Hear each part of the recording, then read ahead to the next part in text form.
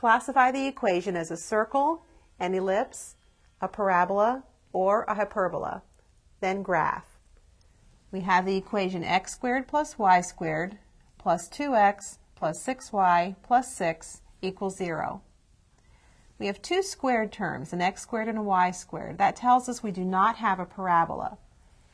They're added, so that tells us we don't have a hyperbola.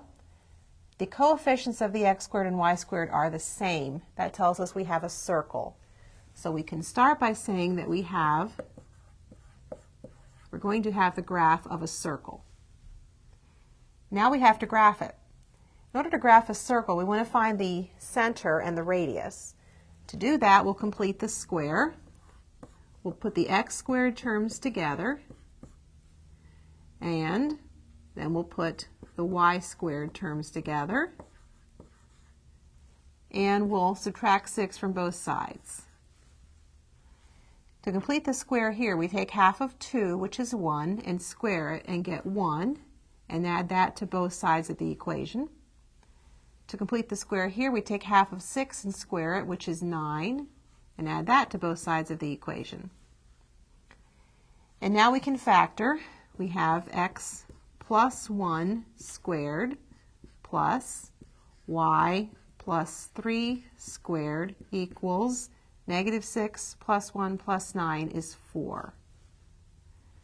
Let's rewrite this so we can read the center and the radius. We have x minus -1 squared plus y minus -3 squared equals 2 squared.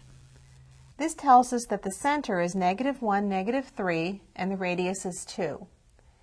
Now we'll go ahead and mark the center on the graph, -1, -3, but it's not technically part of the graph of the circle. The circle is the graph of all the points that are 2 units away from that center. If you have a compass, you can set it for 2 units and draw a circle. If you don't, like I don't here, we can count 2 units in some directions and mark some points on the circle and then sketch it.